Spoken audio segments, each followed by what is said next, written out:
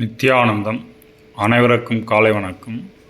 இன்றைய காணொளியில் 96 தத்துவங்கள் விரிவாக்கமாக அதன் தொடர்ச்சியாக தத்துவங்கள் 15லிருந்து 42 வரையும் எப்படி இந்த உயிர் இயங்குவதற்கு வழிவகுத்திருக்கிறது அப்படின்னு பார்க்கலாம். இதற்கு முன்ன கண்ட காணொளியில் பார்த்தீங்கன்னாக்கா உங்களுக்கு இந்த தத்துவத்தில் உயிர் இயங்குவதற்கு வரும்போது இந்த சோல் பிரகதிமயக்கு உட்பட்டு அஸ்தமய ஆகுது, அஸ்து பெறுது. அந்த அஸ்தங்கள்லாம் சோலுக்கு ஈகோ, கர்மா, மாயா அப்படின்ற 3 விஷயங்கள் சோல் கவர்றது. அந்த ஆன்மாவை கவரும்போது அதனுடைய சக்தி 6 சக்கரங்களில் வெளிப்பட்டு அது 5 சரீரங்களில் அடைகிறது.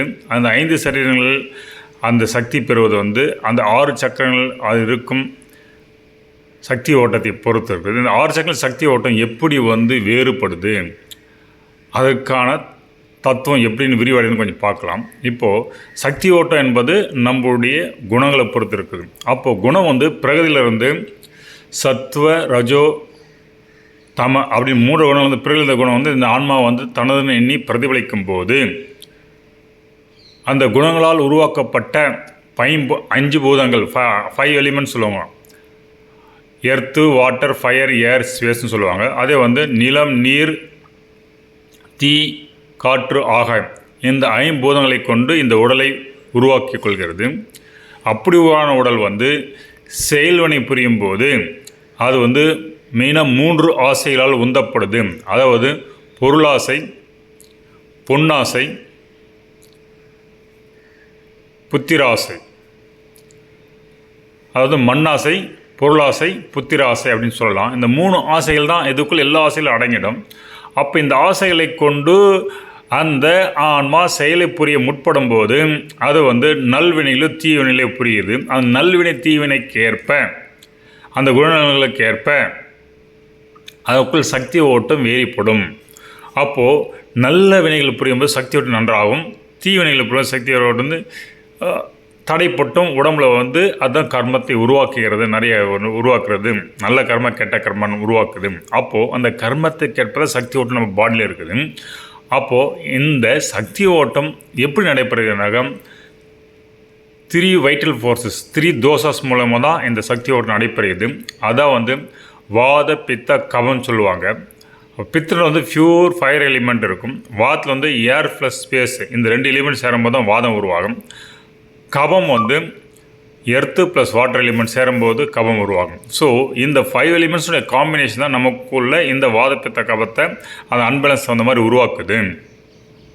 அப்போது இந்த அன்பேலன்ஸு தான் ஒரு இயக்க சக்தியை வைட்டல் ஃபோர்ஸாக பாடிக்குள்ளே இயங்குது. அந்த இயக்க சக்தியின் மூலமாக உங்களுக்கு நம்ம பாடியில் இருக்கிற 3 region, fire region, solar region, lunar region, சூரிய நாடி, சந்திர நாடி, நடுநாடி அப்படின்னு கூட நீங்கள் எடுத்துக்கலாம். அப்படி இந்த 3 நிலையில் வெப்பமண்டலம் இருக்கிறது. இந்த வெப்பமண்டலம் நம்முடைய ராகங்களை பொறுத்து குணங்களுக்கு ஏற்ப அவனுடைய வெப்பத்தன்மை வெப்பச்சலனை ஏற்பட்டால் உடலில் அந்த இயக்கத்தை வழிவகுக்குது. அப்போது இது 8 ராகங்களை கொண்டு இந்த ஆன்மா தன்னுடைய செயலை புரிகிறது. இந்த 8 ராகங்கள்னா மதம், மாச்சரியம், அப்புறம் மோகம், புகழ்ச்சி, மறுதளித்தல், மற்றவங்களை வஞ்சிக்கிறது, ஈகோ இப்படின்னு இருக்குது. இது English desire, hatred, stingy, lust, pride, internal conflict, மாக்ரி, ஈகோ அப்படின்று இந்த 8 ராகங்களை கொண்டு இந்த ஆன்மா செயல்புரியில் அதற்கு ஏற்ப சக்தி ஓட்டம் சக்கரங்களை வேறுபடுது. இந்த ராகங்களுக்கு ஏற்ப அந்தந்த சக்கராவில் அந்த சக்தி ஓட்டம் வேரி ஆகுது. அந்த சக்தி ஓட்டம் வேரி ஆகிறது தகுந்த மாதிரி நாடிகளை அந்த சக்தி ஓட்டம் இருக்கும். இந்த நாடிகள் 10 நாடிகள்.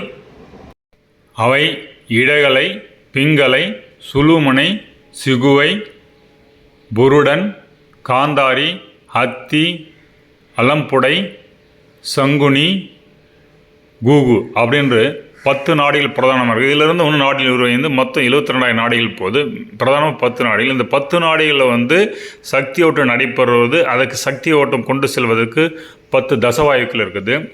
தசவாயுக்கள் வந்து வைட்டல் லைஃப் ஃபோர்ஸ்னு சொல்லலாம்.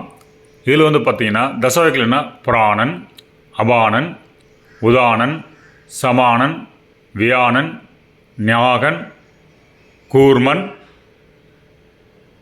கிருகரன், தேவத்தந்தன், தனஞ்சயன் அப்படின்ற இந்த 10 தசவாயுக்கள். அப்போது சக்தி ஓட்டம் நம்மளுடைய நாடு நிலமெல்லாம் வந்து தசவாயுக்கள் மூலமாக உடம்பு எல்லாவற்றிலும் போகுது. அதுக்கேற்ப பணிகளை செய்கிறது. ஒவ்வொரு தசவாயுக்கள் என்ன பண்ணி டீட்டெயிலாக வர காலத்தில் பார்க்கலாம்.